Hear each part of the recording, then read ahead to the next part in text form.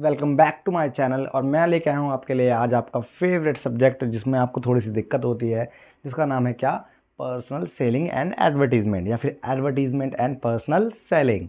Personal selling में आपको याद हो, एडवर्टीजमेंट में आपको याद हो, तो मैंने आपको जो है यूनिट 1 के कुछ टॉपिक कराए थे लास्ट वीडियो में, और शायद हाँ अच्छी लगी बच्चों को। बच्चे ने कुछ कमेंट सेक्शन में बोला भी था मेरे को कि भैया आपका समझ आया, वो थोड़ा सा अच्छा सा लगा। तो उसको देखते हुए थोड़ा सा मैंने सोचा कि अब पेपर, जैसे आज 1 तारीख है, और 1 तारीख और 2 तारीख, 3 को आपका पेपर है। तो आज का दिन है, कल का दिन है, और परसों का थोड़ा सा सुबह का दिन है।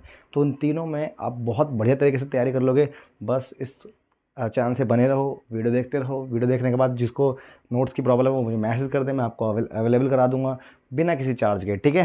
तो चालू करते हैं आज का टॉपिक। और जो आज का टॉपिक है, याद रखना, बहुत इंपॉर्टेंट है, पेपर में एक क्वेश्चन आना ही आना है। यूनिट 1 3 वीडियो से पूरी है, 10-10 मिनट की है। 10 मिनट, 10 मिनट, 5 मिनट, 25 मिनट में आपका चैप्टर पक्का, और 15 नंबर पक्के। तो स्टार्ट करते हैं। पहला टॉपिक है आज का क्या, एडास थ्योरी। क्या बोला मैंने आपको, एडास थ्योरी। आपसे कोई पूछता है भैया एडास थ्योरी क्या होती है, तो भाई मैं आपको बताना चाहूँगा एडास थ्योरी क्या थी।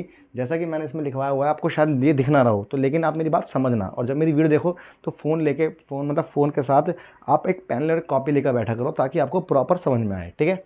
तो कॉन्सेप्ट चालू करता है। पहला कॉन्सेप्ट है एडास थ्योरी। ये एडास थ्योरी होती क्या है, तो मैंने लिख रखा है AIDAS theory means this credit goes to the strong JR. मतलब जूनियर स्ट्रॉन्ग करके एक व्यक्ति था जिसने ये एडास थ्योरी का जो कॉन्सेप्ट है वो बनाया था। तो अब पहला पॉइंट आपको याद करना है कि एडास थ्योरी का इन्वेंशन किसने किया था। इसका नाम था क्या, जूनियर स्ट्रॉन्ग। क्या नाम था, जूनियर स्ट्रॉन्ग। जूनियर स्ट्रॉन्ग ने इसका कॉन्सेप्ट रखा था। दूसरी बात, ये जो कॉन्सेप्ट है ये सेल्स पर्सन के ऊपर डिपेंड करता है। सेल्स पर्सन को माइंड में सेट करके कॉन्सेप्ट बनाया गया है। इसमें पूरा पॉइंट ऑफ रखा गया है कि सेल्स पर्सन को कैसे ग्रीड करना है, किसके, कस्टमर के साथ। ये पूरा एडास थ्योरी इस बात पे, कॉन्सेप्ट पे निर्भर करता है, ठीक है। अगेन आपसे कोई पूछता है एडास थ्योरी क्या है, पेपर में क्वेश्चन आएगा 7.5 नंबर का, तो कैसे लिखोगे। तो सबसे पहला लिखोगे पहला पॉइंट कि this theory credit goes to strong JR. Strong JR. The second point, according to this, a salesperson must keep in mind 5 component, कि जब भी कभी कोई सेल्स पर्सन होगा, उसे अगर अपने अंदर अच्छा बदलाव लाना है तो उसको अपने मन में 5 पॉइंट रखने चाहिए। और जैसा कि मैं बताऊं, पहले वो 5 पॉइंट क्या है, AIDA, एडा, आपके में एडा है लेकिन पूरा नाम है इसका एडास थ्योरी। तो क्या हुआ, AIDA, एडास थ्योरी। क्या बोलोगे आप, एडास थ्योरी। एडास थ्योरी होती क्या है, तो पहला है AIDAS। AIDAS होता है एडास थ्योरी। क्या होता है, एडास थ्योरी। किसी ने आपसे पूछा एडास थ्योरी क्या है, तो A फॉर होता है अटेंशन। क्या होता है, अटेंशन। A for attention. फिर दूसरा I for interest, D for desire, A for action, और S फॉर सेटिस्फेक्शन। इन सबको मिलकर बनता है हमारा क्या, एडास थ्योरी। क्या बनता है, एडास थ्योरी। आपसे कोई पूछता है एडास थ्योरी क्या है, A for attention, I for interest, D for desire, A for action, और S for satisfaction. Sorry for interruption, just wait.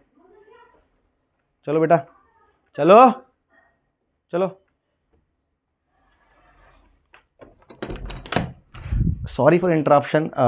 दोबारा चालू करते हैं कि आपसे किसी ने पूछा एडास थ्योरी के कंपोनेंट क्या है, AIDAS। A for attention, I for interest, D for desire, A for action, और S फॉर सेटिस्फैक्शन। तो इन्हें एक्सप्लेन कैसे करोगे।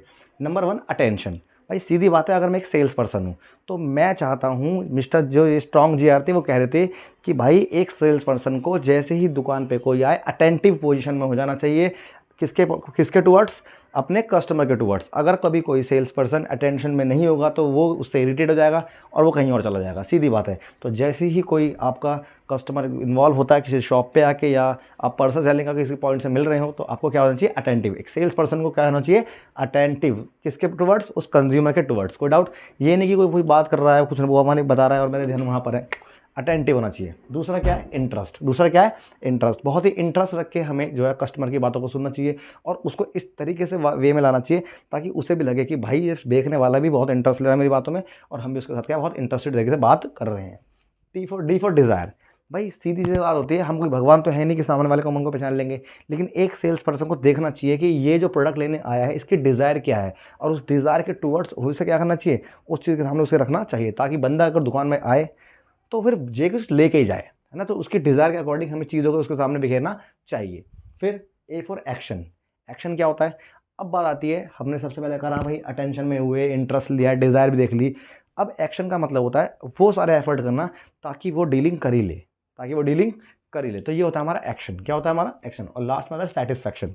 याद रखना है एक्शन का मतलब पेमेंट करना यहाँ तक भी होता है कि भाई मेरे पास अगर वो सामान लेने आया है तो मैंने उसे सामान बेच दिया एज सेलर होने के पॉइंट ऑफ व्यू से, कि ताकि वो एंड मूवमेंट पे भी बदल लेना। बहुत सारे कस्टमर होते हैं जो एंड मूवमेंट पे बदल जाते हैं। तो हमें जब तक डील पक्की ना हो जाए हमें क्या नहीं करना चाहिए, हमें उसको बिल्कुल अट्रैक्टिव डिज़ायर में और जो है उसका इंटरेस्ट बना के रखना चाहिए।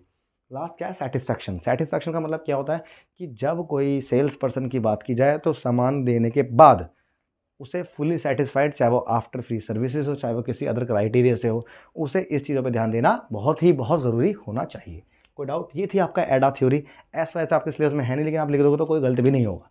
नेक्स्ट टॉपिक आता है भाई आपका एडवर्टीजमेंट के अंदर टारगेट ऑडियंस। क्या आता है, टारगेट ऑडियंस। बहुत प्रॉपरली सुनना, टारगेट ऑडियंस होता क्या है। पहले तो मैं आपको बताना चाहूँगा कि एडा थ्योरी समझ में आई या नहीं आई। अगर नहीं आई तो मुझे बताना, मैं अच्छे से एक बार वीडियो और बना दूंगा, लेकिन आई होप समझ में आ गई हो। इतनी बड़ा कोई कॉन्सेप्ट नहीं है, लेकिन पेपर में आता है। ठीक, अब आता है कि भाई ये बताओ टारगेट ऑडियंस क्या होता है। टारगेट ऑडियंस क्या होता है, तो आप सबको पता होगा कि भाई अगर मैं च्यवनप्राश का ऐड कर रहा हूँ तो मैं जनरली सबके बारे में देख रहा हूँ। अगर मैं मेडिसिन के, जैसे सपोज करो मैं शुगर की कोई चीज़ बनाई है मैंने, तो वो सिर्फ शुगर पेशेंट के लिए है। तो ऐसे क्या होता है, जब कोई एडवर्टीजमेंट करवाया जाता है तो उसके लिए माइंड में रखा जाता है किस ऑडियंस के लिए है। बहुत सारी ऐसी चीज़ें होती हैं जिनका ऐड सिर्फ बड़ों के लिए होता है, छोटों के लिए नहीं होता। आप समझ गए होंगे। तो मेरा कहने का मतलब क्या है कि हमेशा जब एडवर्टीजमेंट होता है तो पहले अपने माइंड में ऑडियंस सेट करी जाती है कि आपको कैसी ऑडियंस चाहिए। तो अगर पेपर में आता है कि ये बता दो कि व्हाट इज़ टारगेट ऑडियंस, तो आप पहली बार बोलोगे कि सर टारगेट ऑडियंस क्या बोलोगे, it is the intended audience. ये वो होती है जो हमारे माइंड में है ऑडियंस। पक्की बात है। अगर मैं कोई ऐड कर रहा हूँ किसी स्पोर्ट्स इक्विपमेंट का, तो मेरे माइंड में वो चैनल होगा, वो हर एक चीज़ होगी जहाँ पे स्पोर्ट्स की बातें ज़्यादा हो रही हो। पक्की बात है। फिर आता है पर्टिकुलर ग्रुप। हमेशा टारगेट ऑडियंस एक पर्टिकुलर ग्रुप के लिए बनती है। जैसे मैंने एग्जांपल दिया आपको स्पोर्ट्स का, तो वो स्पोर्ट्स का होगा। पॉलिटिकल होगा, बिल्कुल पॉलिटिकल होगा, उससे ज़्यादा नहीं होगा। फिर अगला, a successful firm always keep in mind to the target audience. एक सक्सेसफुल फर्म हमेशा टारगेट ऑडियंस को माइंड में सेट रख के ही अपने प्रोडक्ट की एडवर्टीजमेंट करवाती है। फिर आता है भाई ये बताओ कि जो टारगेट ऑडियंस होते हैं ये क्या करते हैं हम इसमें, ये क्या मतलब है। तो आप बोलोगे सर टारगेट ऑडियंस का स्टडी करना हमारे लिए बहुत ज़रूरी है। वो भी कैसे करना चाहिए। Number 1, physiographic. फिजियोग्राफी मतलब जब कभी भी आप ऑडियंस सेट करोगे तो देख लेना कि उनका लिविंग स्टाइल कैसा है, उनका लिविंग स्टैंडर्ड कैसा है, उनकी क्वालिटी कैसी है। तो जब भी टारगेट ऑडियंस सेट करी जाती है तो पहला फैक्टर क्या आता है उनका, फिजियोग्राफिक प्रेजेंटेशन। फिजियोग्राफिक प्रेजेंटेशन मतलब कि उनकी लिविंग स्टैंडर्ड कैसा है, वो किस चीज़ को पसंद करते हैं। ठीक। सेकंड पॉइंट है बिहेवियरल। जब कभी कोई टारगेट ऑडियंस सेट करता है तो वहाँ का बिहेवियर भी देखा जाता है। एग्जांपल, आप बहुत पॉश इलाके में रहते हो जहाँ के लोग जनरली घूमते हैं, और वहाँ पे तुम वो फटी हुई जीन्स घूम ले रहे हो कि फटी हुई पैंट पहनने लग जाओ, यहाँ तक कि जीन्स कर लो, तो वो सब ऑड है। और जब कभी आप थोड़े से बैकवर्ड एरिया में जाओगे तो वहाँ के लोग इन चीज़ों को ज़्यादा अफोर्ड करते हैं कि भाई हमें तो ऐसा ही चाहिए, हमें तो चाहिए ऊँची ऊँची पैंट, ट्रेंड से भी ऊपर। तो मेरा कहने का मतलब क्या है, बिहेवियर। हर इंसान जो एडवर्टीजमेंट कराता है वो उस चीज़ के लोकेलिटी के अकॉर्डिंग कराता है। एग्जांपल, किसी बैकवर्ड से एरिया में अगर आप ऑडी का शोरूम खोलो तो कुछ फ़ायदा ही नहीं होगा, पहली बात तो, है ना। अगला एग्जांपल फिर है डेमोग्राफिक। अब जनता को देख के भी एडवर्टीजमेंट कराओ। अब यूपी और दिल्ली का एग्जांपल लेता हूँ। अगर मैं बात करूँ पूरे यूपी की तो उसके अकॉर्डिंग पॉपुलेशन बहुत ज़्यादा है, तो मैं चीज़ों को भी उस पॉइंट से देखूंगा। बट दिल्ली के देखूँगा तो मैं ये नहीं कहा जनसंख्या कम है, हाँ है, लेकिन एज़ कम्पेयर टू यूपी नहीं है ना। तो उसके पॉइंट से भी क्या होता है, हमारा ऑडियंस सेट करी जाती है। फिर है जोग्राफिक मतलब क्या हो गया कि देश के क्षेत्र के अनुसार भी हम क्या करते हैं, टारगेट ऑडियंस सेट करते हैं। क्योंकि जितने स्टेट उतना कल्चर उतनी डिमांड, अलग अलग तरह की चीज़ों की। तो हमेशा हम टारगेट ऑडियंस सेट करते हैं उसके जोग्राफिकल एरिया के हिसाब से भी। तो ये था आपका टारगेट ऑडियंस। क्या था आपका टारगेट ऑडियंस। यहाँ तक कोई डाउट। बहुत बढ़िया, अगर नहीं है तो अच्छी बात है। अब आ जाते हैं भाई ये बताओ एडवर्टीजमेंट अपील क्या होती है। एडवर्टीजमेंट अपील क्या होती है। तो सीधी बात है, अपील का मतलब होता है कि मेरी आपसे दरख्वास्त है। क्या है, दरख्वास्त। तो आपसे कोई पूछता है कि एडवर्टीजमेंट अपील क्या होती है, तो आप बोलोगे एडवर्टीजमेंट अपील को बोल सकते हो वो अप्रोच जो यूज़ करी जाती है एडवर्टाइज़र द्वारा अट्रैक्ट करने के लिए, अटेंशन देने के लिए कंज्यूमर का, ताकि वो उसके प्रोडक्ट को खरीद सके। एडवर्टीजमेंट अपील वो अपील होती है, वो प्रोसेस होता है जिसमें एक एडवर्टाइज़र लोगों को अट्रैक्ट करता है अपने प्रोडक्ट के टूवर्ड्स, ताकि वो प्रोडक्ट उसके खरीद सके। इसे बोलते हैं हम क्या, एडवर्टीजमेंट अपील।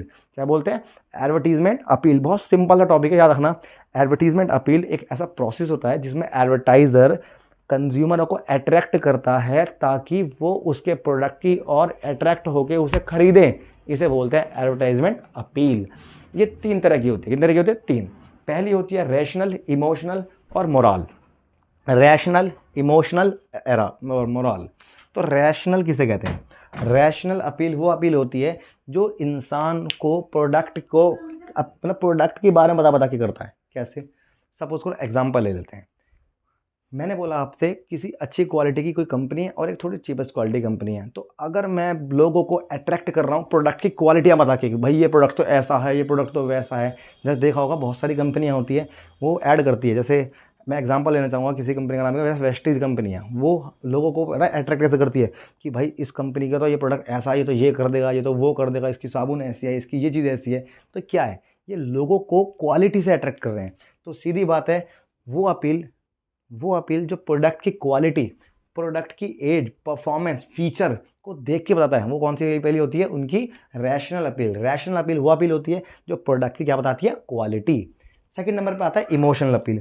इमोशनल अपील वो अपील होती है जो लोगों को माइंड से हार्ट से सेट करके कर जाता है। जैसे लोगों को फियर बैठा देते हैं। जैसे आपने सुना होगा कि भैया मैगी के अंदर तो कोई ऐसा कीड़ा आ गया है जिससे ही उसे मत खाओ, डर है उससे ये हो जाएगा, तुम्हारे हो जाएगा, गोभी मत खाया करो, उसमें कीड़ा निकल जाता है।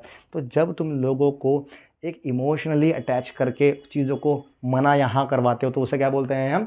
Emotional appeal. चाहे उसमें क्या आता हो, फियर आता हो, एंग्जाइटी आती हो, या उसमें पॉजिटिव अपील हो, या उसमें कोई रूमर मतलब कोई उसमें अफवाह उड़ाती हो। कोई डाउट तो नहीं है।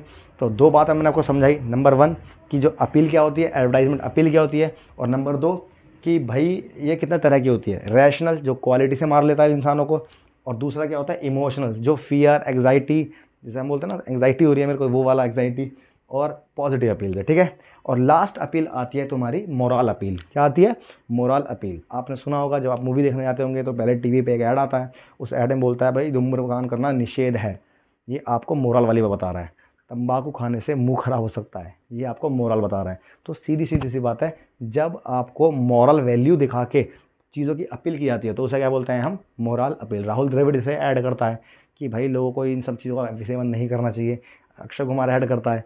तो समझ रहे होंगे तुम सब। तो मेरा कहने का मतलब ये है आपसे कि ये होती है अपील। क्या होती है? अपील। तो इस मैंने आपको वीडियो में जो 3 टॉपिक पढ़ाए हैं उन्हें बहुत अच्छे से पढ़ना, क्योंकि पेपर में आने वाले टॉपिक बिल्कुल हैं। पहला, एडास थ्योरी पेपर में पक्का दिखेगी आपको 5 नंबर में। तो पहले लिखोगे इसे किसने बनाया, ये काम क्या करती है, उसके बाद इसके 5 पॉइंट आराम से नंबर मिल जाएंगे। नंबर 2 पे है टारगेट ऑडियंस क्या होती है, टारगेट ऑडियंस के फैक्टर क्या होते हैं, और नंबर 3 बताया एडवर्टीजमेंट अपील और उसके टाइप। मैं कोशिश करता हूँ कि आपको और अच्छे से अच्छा समझा सकूँ। अच्छी लगी तो वीडियो आपको लाइक करना, सब्सक्राइब करना, और उसके बाद दूसरों को शेयर करना, और इससे भी अच्छी वीडियो मैं आपको बनाता रहूँगा और एडवर्टीजमेंट देता रहूँगा। आज के लिए इस वीडियो में इतना ही, और नेक्स्ट वीडियो देखना, उसमें आगे के टॉपिक होंगे बहुत ज़रूरी है। धन्यवाद।